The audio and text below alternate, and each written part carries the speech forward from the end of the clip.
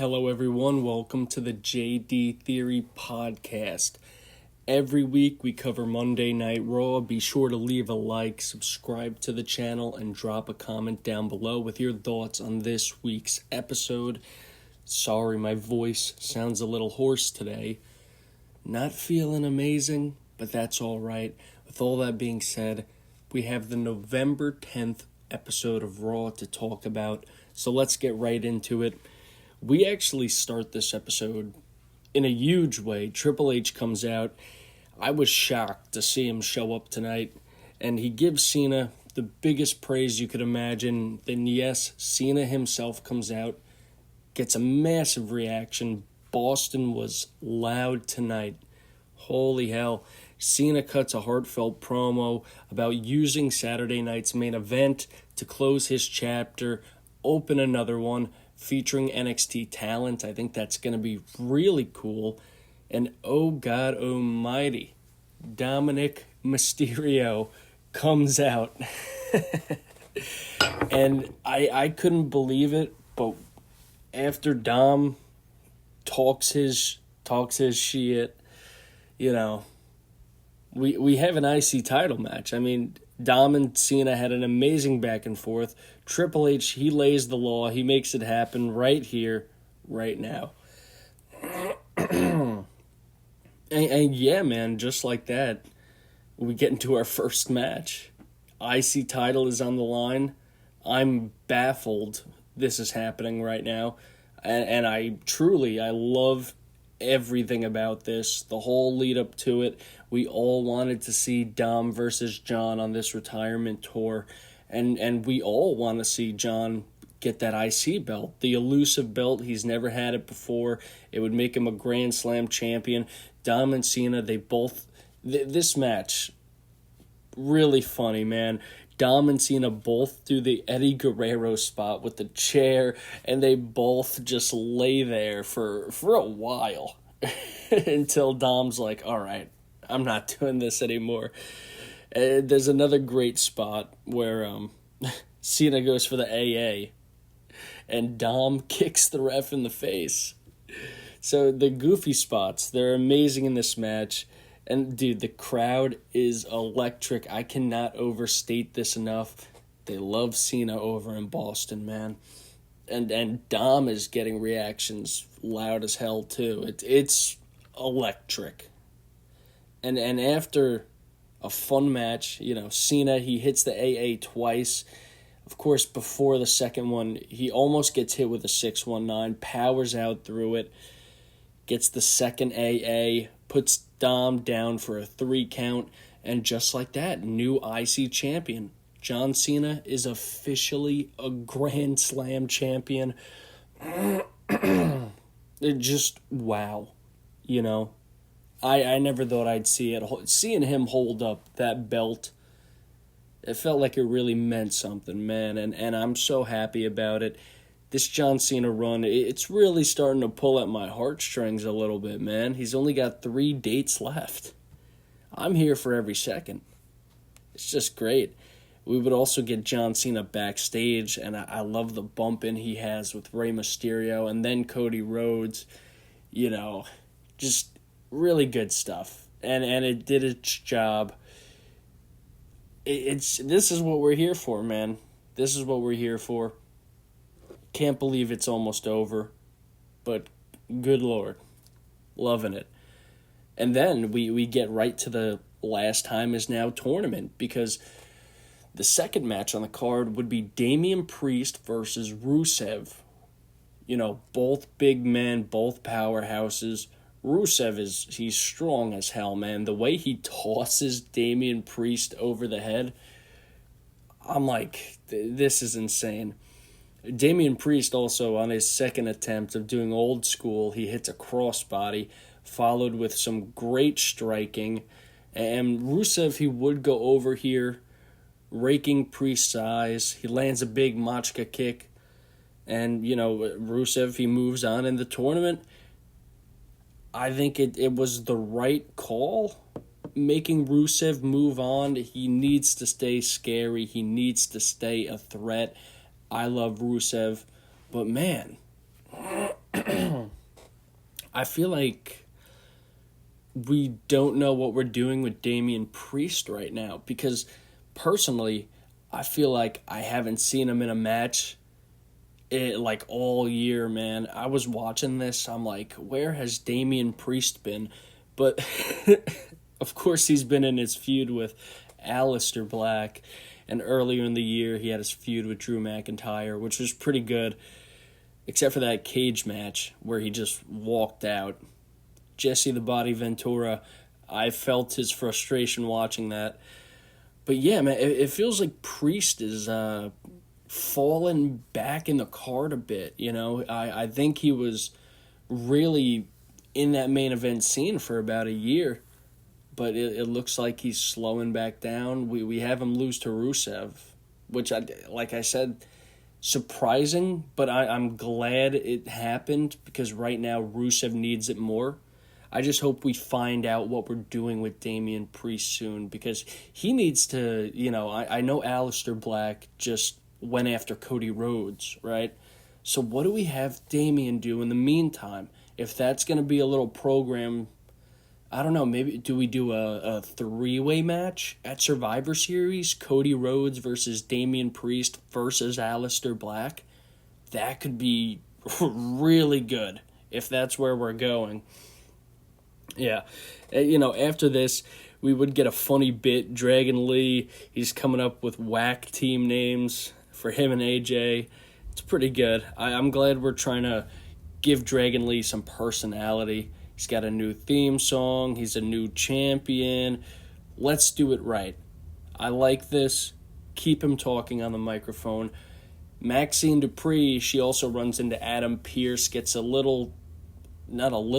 she gets a title shot next week. I was going to say a little title shot. There's no little title shot. I don't think she's going to win, but she will face Becky Lynch for the Intercontinental Championship in NYC, baby. Madison Square Garden. Love to see it, man. That's going to be next week. I think that show is going to be just as electric as this one. These final dates for John Cena, it's going to be something special. We got this coming up, then Survivor Series, and then that final Saturday night's main event. We're in for a treat, man. We really are. CM Punk, he would then cut a promo. Punk is a lot pissed off right now, quote unquote. Calls out Logan Paul hard, man. And Logan, he comes out. Logan cuts a great promo, man. I don't care what anybody has to say. Logan is amazing on the microphone. He just gets it. He really does. Announces his alliance with the Vision. It's a great promo. And the Vision, they come out. They get their licks in. The whole Vision was surround Punk, and Uso is there to back him up. And just before it all goes down, Cody Rhodes comes out to save the boys. You know, Cody hits Braun Breaker with a chair. Punk takes out Logan. It's a great team attack. All three of them go after Reed. I thought it was a good sequence.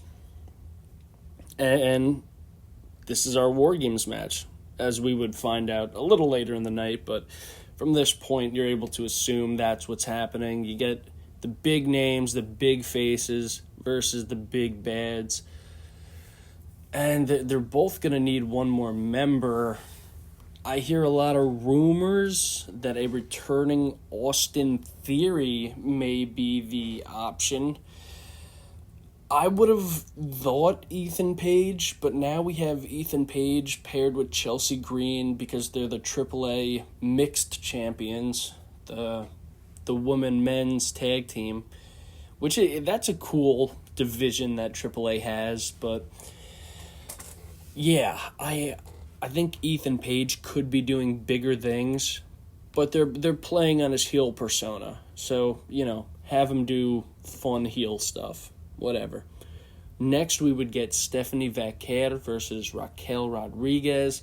Now, before this match, we do get a snapshot of Friday. It was showing Asuka hit Charlotte and Alexa with the poison mist, which I didn't catch that because I usually don't have time to watch SmackDown. I'll just be honest with you. But this was fun. I enjoyed this. That was good. Pretty funny that Asuka. It reminds me of when Stone Cold was the nurse and starts beating Vince McMahon's ass. He has like a frying pan too. Like, what's going on, man? But yeah, Stephanie, she has her Women's World Championship on the line.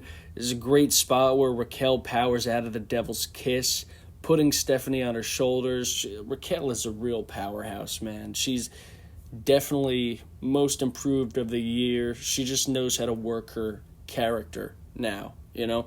And honestly, I did miss the end of this match.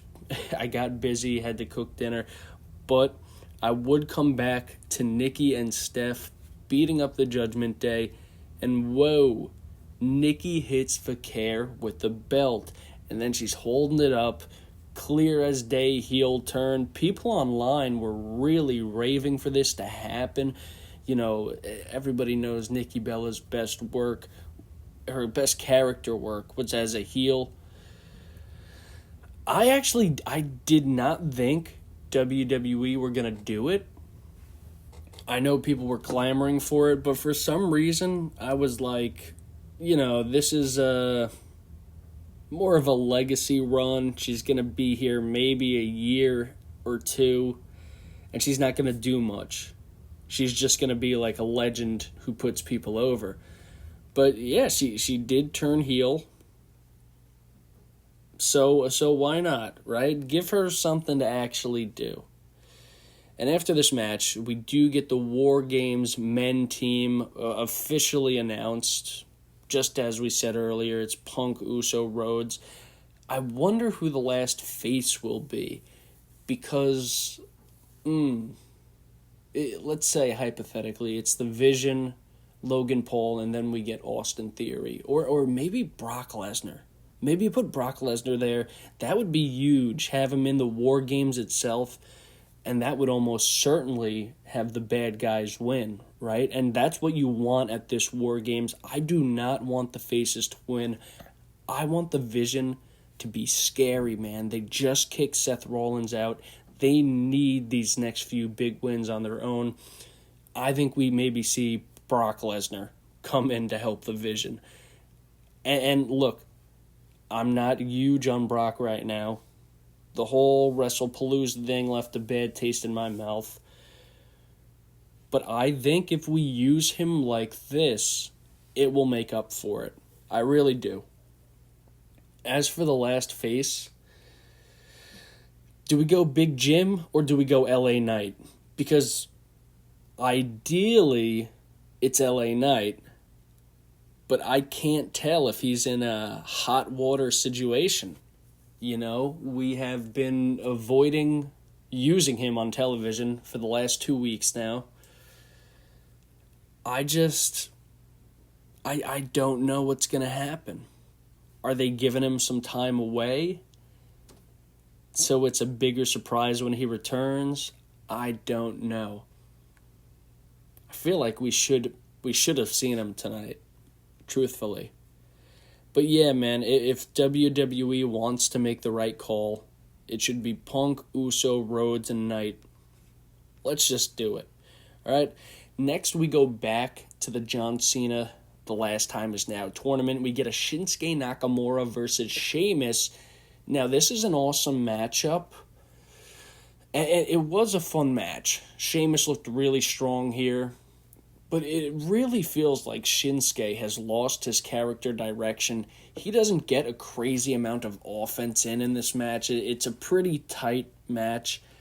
I don't know, something about Shinsuke, his presentation, it just doesn't look right. I know we abandoned the Windward Samurai or whatever the hell it was called. But his heel gimmick, it was abandoned. Because WWE, let's be honest, they fumbled the bag. They messed it up. Shinsuke popped out looking awesome, and they had him lose too much. You just can't do that. A heel turn needs to be backed by early results. Now, Sheamus moving on, I think it is the right call. Something, man. So we really need something for Shinsuke Nakamura, because I have a feeling he could just disappear if it keeps going like this. That's just a feeling I have in my stomach, man, that we might lose Shinsuke. He might go to AEW, something like that, dude. I don't know. I think we really need to fix the problem that's going on. But that's okay. It's okay, because it's not to the point where it's like that yet. We did revert him back to his, default character. It's a clean slate. He just got out of the tournament, put on an all right match. I'll be honest, this match didn't really do it for me, but we do get a confirmation. Oh, well, first, Sheamus, he wins the match with a white noise completely out of the blue for the 3 count. That was pretty fun. But we get confirmation of Javon Evans versus Gunther and Solo Sikoa versus a mystery opponent. Now, I would have loved to believe Joe Hendry was the mystery opponent. I did a who will be John Cena's last opponent video, and in conclusion of the video, I believe Gunther will be the final opponent, but some of the people I predicted appearing in the tournament may not come true. We got confirmation about Solo Sikoa and Gunther, right? I had Gunther pinned for this thing. He's going to be in it. Solo Sikoa, I did not think they would do that. Yeah. Javon Evans, I didn't see them going with him, though I love Javon Evans, so I'm very excited about it, but he's going to get borderline squashed by Gunther, man. That's just how I feel. And this mystery opponent, I'm really starting to feel like it's going to be Oba Femi. Just the way it was announced, it very much seemed like Adam Pearce is hyping it up to be somebody big and scary. Joe Hendry, I don't think it would have been presented in this manner. I think a threat is coming, and I think Solo's probably going to lose this match. Charlotte and Alexa versus the Kabuki Warriors. That's how we end off this episode of Monday Night Raw. The women tag team belts are on the line. In this match, it starts off fast-paced. Alexa versus Kairi, then Charlotte versus Asuka. We see the Kabuki Warriors take control against Alexa. Charlotte would get a hot tag, takes to the ropes. She takes out Kairi and Asuka, beats them up both in the ring. Charlotte, she has some great striking in this match, some great sequences, which I'm glad because I believe it was the Bayley and Lyra Valkyria fight where I said I think Charlotte was looking a little sloppy in the ring, but she looked great this entire match, Yeah, and Charlotte and Asuka, they both have a great sequence of striking and submission exchanges, and I thought the match was for sure over after seeing Alexa hit Kairi with the Sister Abigail and Charlotte locked in the figure 4. I thought it was done. But, surprisingly, on a Friday night, Nia Jax and Lash Legend, they come out and they would attack Charlotte and Alexa. Kairi, this gives her a chance to land the insane elbow, gets the pin on Charlotte for the win, and just like that, new tag team champions. I don't know what's going to happen. I mean, after the match, Nia, Lash, and the Kabuki Warriors, they jump Alexa and Charlotte, and then Io Sky comes out, attacks them all. It was a fun surprise, but it didn't immediately make sense, because in my head I'm like, well, Rhea Ripley is injured, and you didn't come out with her. Are you coming to defend the Kabuki Warriors? And then she attacks the Kabuki Warriors, and then Rhea comes out with the face mask on. She saves the day, right? And, I think we got our War Game match based off Rhea Ripley grabbing a microphone and saying, "War Games." So, yeah, that would be the last announcement as Raw then goes off the air. And yeah, man, really big moments on this show. It did feel like must-see TV. And I'm very thankful for that. This was far and away the best episode of Raw we've seen in a long time. And Raw has been getting pretty good again lately.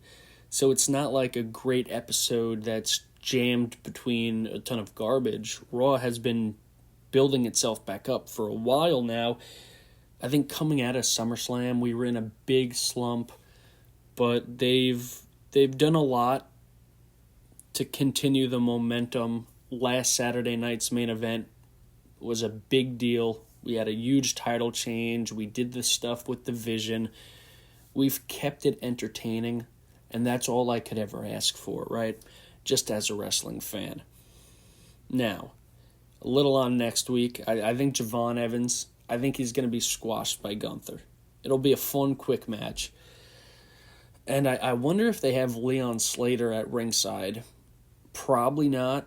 I don't think we've seen any TNA star on WWE's their main brand, their main roster. I don't think we've seen it yet. If we were to see it, I think, would it be Joe Hendry or would it be the Hardy Boys? Because the Hardy Boys, they have that legend kind of thing going on in WWE. I know they were in the crowd at, what was it? Was it WrestleMania? It was somewhere. They were in the crowd and they had the camera on them. So they're back in good favor with the company. Like I said in my predictions, put goddamn Jeff Hardy in that tournament. Put him in it. No harm, no foul. I know. They want to introduce them as a team. But stop. Just put Jeff Hardy in the goddamn Last Time Is Now tournament. It'll be fun. People will pop like crazy, I promise you. MSG will go electric. But yeah, that's all I have for today. Thank you for watching. If you've been enjoying the podcast, like I said at the beginning, leave a like, subscribe to the channel, drop a comment below on your thoughts. This was a great episode. And yeah, let's see. I just dropped a John Cena video. Tomorrow, I have the fast food tier list. And then the Doors album Ranked coming out. Then yeah, the NWA Power episode. We got all sorts of stuff lined up, man. I'm banging out this content. Thank you for watching. Bye-bye.